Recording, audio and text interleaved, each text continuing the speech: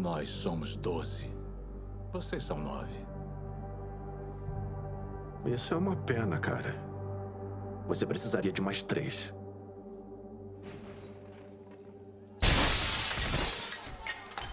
E morreu. Olá, nerds de todo o multiverso. Eu sou Igor de Mello e o Brabo voltou com tudo, porque os 3 primeiros episódios da segunda temporada de Reacher chegaram ao Prime Video. O restante vai ser disponibilizado toda sexta-feira, com o episódio final marcado para ser exibido em 19 de janeiro.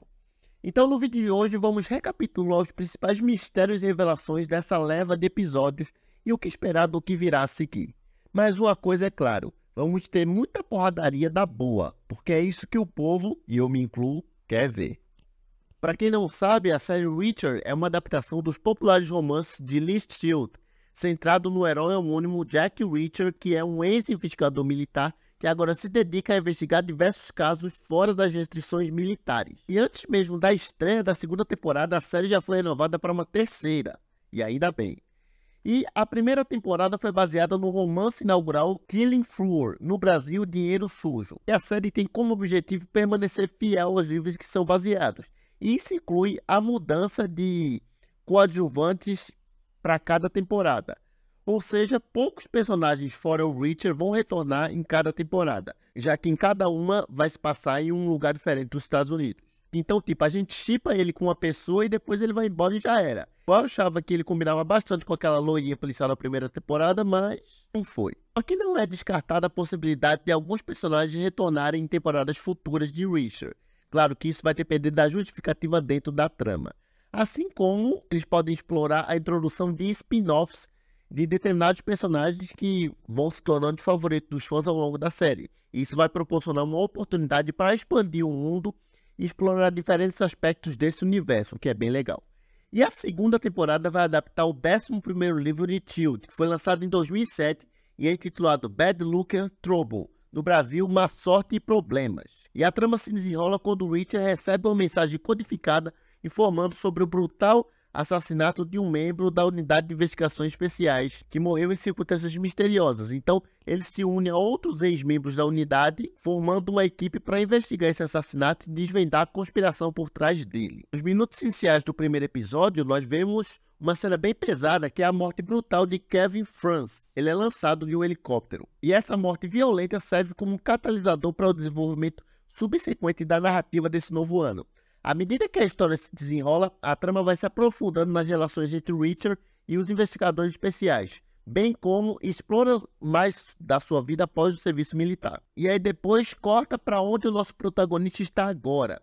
E já vemos mais da natureza itinerante de Reacher e sua disposição para intervir em situações problemáticas, porque ele está lá pro lado do Arkansas, longe de Margrave, onde ele foi visto pela última vez. E aí ele mantém aquele estilo de vida que eu não sei como é que consegue, nada convencional, né? Explorando os Estados Unidos a pé, andando só com dinheiro, não tem celular, dorme em qualquer canto.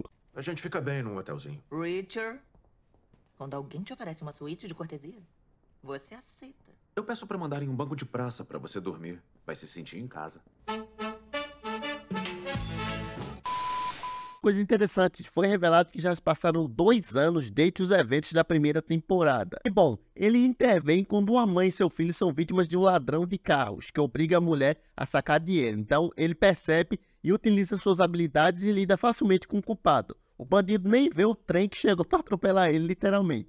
Só que ele mantém aquela abordagem, né? Ele sai imediatamente depois para não manter interações com as pessoas. Essa narrativa reflete a essência característica do Reacher, que é um justiceiro solitário em movimento, literalmente. E a aparente tranquilidade na vida dele é interrompida quando a Nickley recruta ele para investigar a morte do Franz, que dá para perceber que mexe bastante com ele. Pois dada sua conexão com os investigadores especiais, o Reacher, quando sabe, embarca imediatamente para Nova York para auxiliar a Nickley na resolução desse caso. Esse desenvolvimento, claro, vai adicionar uma nova camada de mistério e ação na trama, à medida que o Jack se envolve na investigação de assassinato e nessa conspiração que está se formando. E o flashback é revelado também como ele conheceu todos da equipe. É mostrado as origens dessa unidade que não se entrosa imediatamente. Eles ficam meio assim, só que depois daquela ótima cena do bar, onde tem aquela luta orquestrada por Jack, na verdade ele estava quieto. O cara que veio soltar a gracinha se ferrou. E aí depois disso eles começam a se entender melhor e formar não só uma equipe, mas uma família. E essas cenas são bem interessantes para estabelecer a dinâmica geral do grupo, as interações e mostrar como eles se importam um com o outro e como a morte de um deles vai afetar o conjunto, né? E além das habilidades de luta do Reacher, as de investigação também são exploradas, porque após uma análise mais aprofundada do relatório da autópsia de Franz, o Reacher e a Nickley concluem que não pode simplesmente aguardar enquanto as autoridades tradicionais lidam com a morte, eles têm que fazer do jeito deles. Então, decidem que é melhor reconstruir a unidade de investigações especiais com os membros que ainda estão vivos e que estão espalhados por todo o país. Então, inicialmente essa tarefa se mostra desafiadora, porque eles não conseguem de cara contatar todos os ex-membros, mas eventualmente eles vão se achegando, né? Primeiro vem o David, depois a Carla, enfim. E enquanto o Jack e a equipe se reúnem, somos apresentados também ao vilão conhecido apenas como AM. Até agora, existem alguns significados para o nome, como Adrian Mont ou Andrew McBride.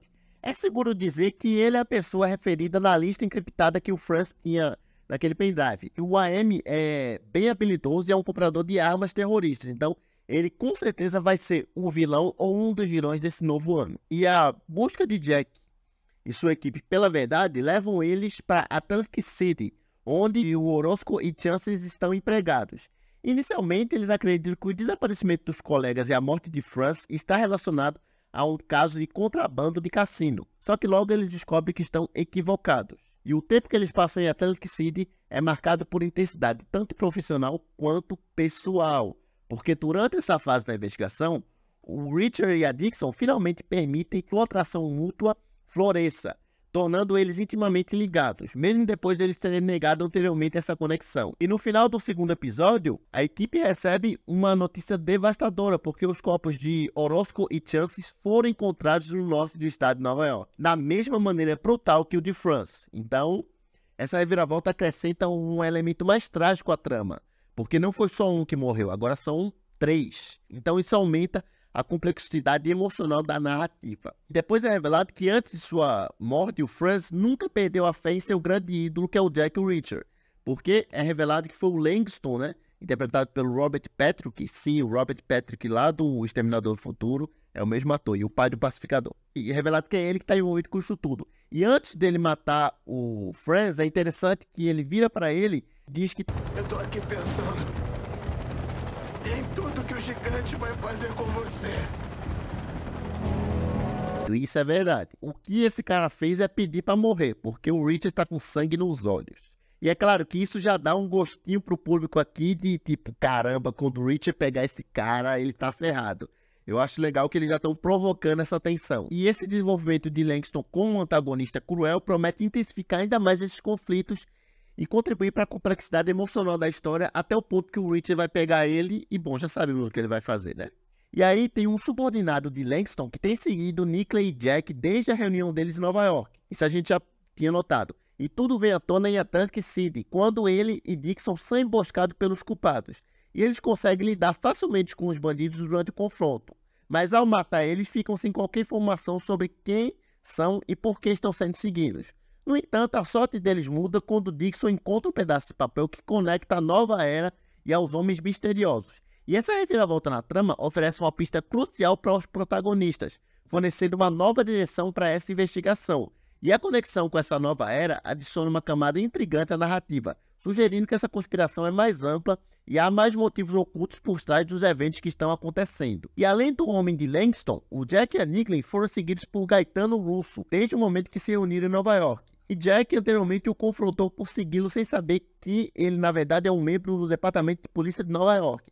Uma vez que a equipe retorna de Atlantic City, ele é levado sob custódia por Russo, que compartilha informações sobre o caso em expansão. E apesar de não curtirem um ao outro, o Jack e o Russo concordam em colaborar, embora eles ainda mantenham aquela certa desconfiança mútua. Então, eles vão trabalhar o relacionamento desses dois. Estão trabalhando juntos não porque se gostam, mas porque tem que fazer isso. E eu sempre gosto desse tipo de dinâmica, né? As duas pessoas que são forçadas a trabalhar juntos e desenvolvem uma amizade, assim como foi na primeira temporada. Lembra que o Richard também trabalhou com um policial na primeira temporada? Agora eles vão meio que repetir isso, porque os personagens vão precisar superar suas diferenças pessoais para poder resolver o caso. E claro que, dependendo da situação, o Richard vai querer partir para cima desse cara e a gente vai ter cenas bem tensas do jeito que a série gosta de trazer. E o episódio 3 da segunda temporada finalmente estabelece uma conexão entre o Langston e o AM, o vilão, né? A reação do Langston por o Reacher estar atrás dele é de irritação e até um certo pânico, com razão, porque ele sabe a ameaça que o Jack e a equipe é.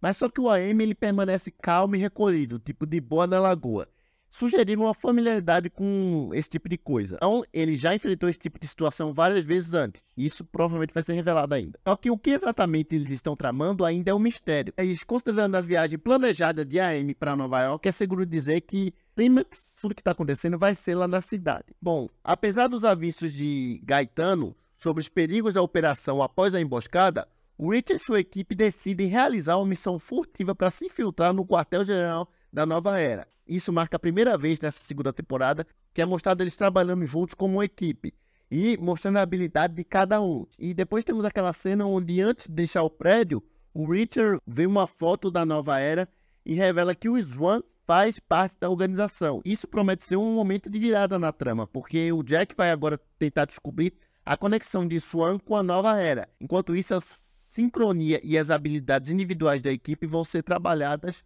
preparando o terreno para confrontos mais intensos e revelações cruciais nos episódios seguintes. E é claro que provavelmente nem todo mundo que está vivo da equipe agora vai terminar vivo. Eu acredito que ainda vai morrer mais alguém ou todo mundo. Mas como eu disse, é bem interessante essa dinâmica de equipe. Eu falei do spin-off mais cedo nesse vídeo. Por mim, já fazia um spin-off focado só nessa equipe, porque cada um tem seus nuances, então é bem interessante.